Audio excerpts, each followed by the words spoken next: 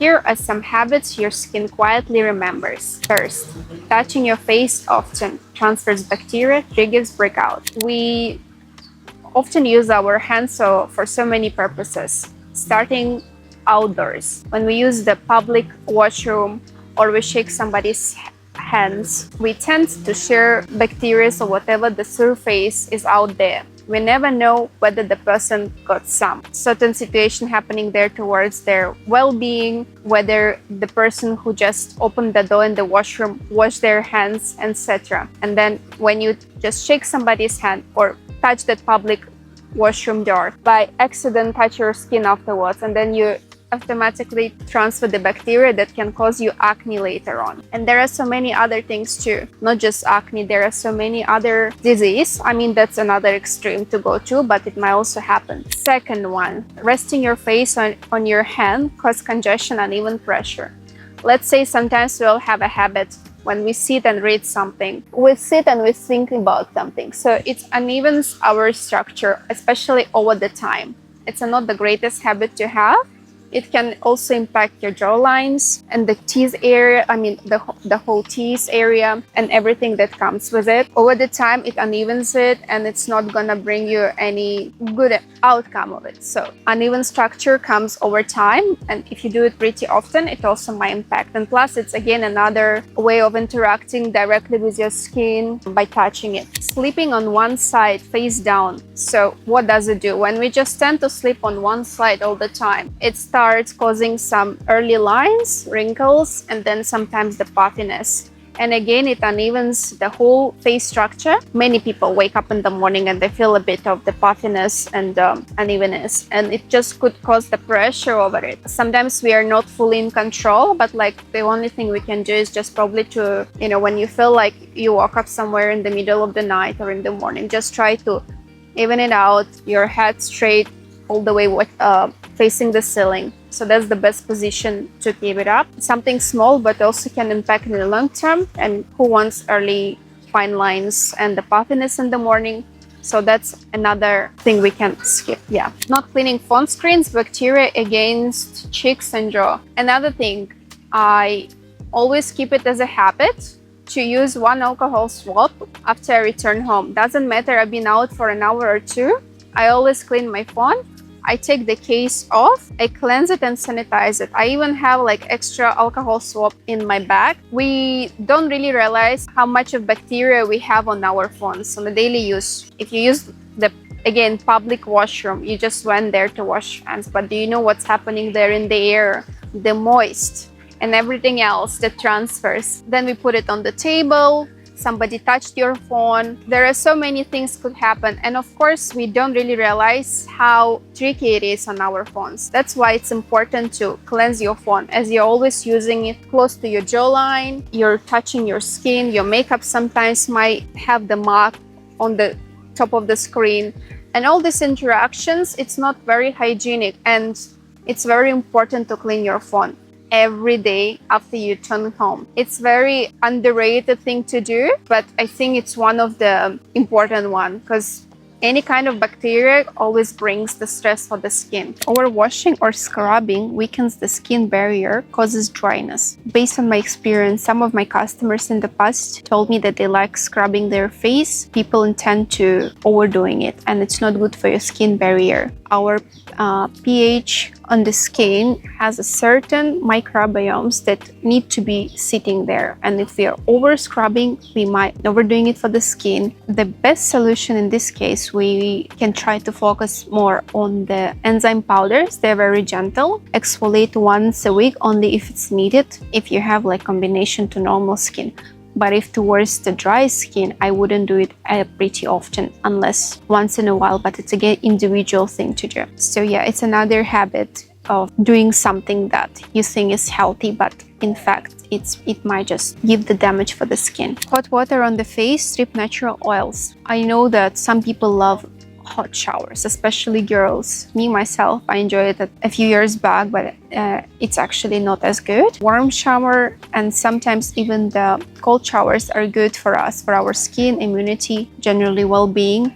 but when we overdoing and especially using the hot water, it might damage the skin and overstrip the natural oils, and it's not good. And again, it comes to the pH level, and it might just, impact the whole healthy layers of what your natural skin microbiome builded. So what I would use, I'll just use the regular room temperature water, not too cold, not too hot. Yeah, that's it. Not washing pillowcase often. Not washing your pillowcases is also another thing that underrated just on a daily basis that can impact our skin, especially for those who have acne concerns. We need to wash our pillowcase to remove that bad bacteria that been all over the pillowcase. And then if we just tend to sleep on the same thing every time, it closes and builds up even more of the environment where your skin can get damaged. Things like dust mites, other microbes impact the skin and interacts directly with your cheeks area, touch a little bit of the forehead as well.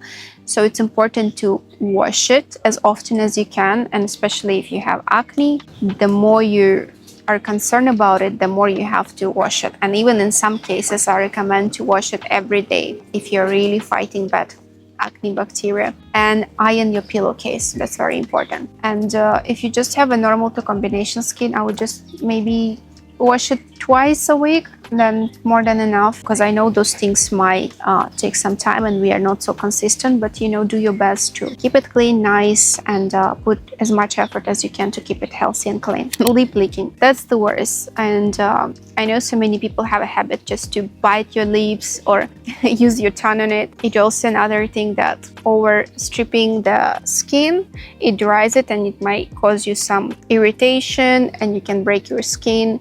So we try to just dry and nice and apply just some natural oils and lip balms that can help you to heal. So it's something small, but also that our skin lips are part of our skin and facial daily routine. So yeah, that's also important note to know. Using too many products at once. We often see how many people are sharing their skincare routines. Sometimes it's pretty suitable for someone who is using it, but some people, in my personal opinion, I think they overdoing it. We don't have to have a huge 15-step skincare routine, just apply one after another, because I think like a few layers are just fine, just to make sure you have like a certain type of serum, moisturizer that will lock the moisture or focus on certain skin concern that you're working towards too. So you just use what's needed and it absorbs, and that's more than enough. If you're overdoing it, if you scrubbed and if you applied so many other products, mask, take it off, wash it. There are like just so many steps right now. And if you're doing on a regular basis, it's also not as good and healthy for your skin. So just keep it as simple as you can and just as unnecessary as it can, like just basic things as we know, like sunblock in the morning, double cleanse at night, moisturize, and certain product that's based on your skin type. That's it. We don't overdoing it. If you're overdoing it, it also might create some irritation and stuff. Another one, I would say not reading the labels and the instruction when we use the products, because based on my experience, I had customers who used certain products and they say it didn't work or it just irritated their skin. And then when we had the conversation about how you use that cream for acne and why it over dried it, and then we realized that it's supposed to be used in certain way, like let's say you apply it, you wash it, and then you apply something soothing. Because the customer wasn't aware of the whole instruction and didn't read the directions, it just caused irritation and dryness as it wasn't washed off during this certain period of time. And of course, those things, something to be concerned about. Not removing makeup fully, clogged pores, dull skin. Yes, so it's important to cleanse at night, especially if you're wearing sunscreen, especially if you're using the sunblock. You have to double cleanse. Some people say this oil cleanser doesn't suit me, or this micellar water doesn't suit me, or something else. Yeah, everybody has an option to choose what type of cleanser you have. There are oils, there are cleansing balms, there are like micellar water, good ones, less chemicals and stuff. There are so many good clean products. So it's always there is an option, and we just need to make sure how we double cleanse. It's important to know it's a very basic yet very effective solution to our skin. And if we don't follow the right direction, over the time, the skin will show the side effect. Okay, wearing tight headwear. What does hair? Yeah, wearing any kind of headwear. If we don't wash it properly, first thing first, and especially in the humid countries, it might also build up the bad bacteria and the sweat that can create irritation. Let's say I'm wearing the cap. I went to the gym. I sweat. I come home. I keep it there. I didn't dry it properly. I didn't wash it.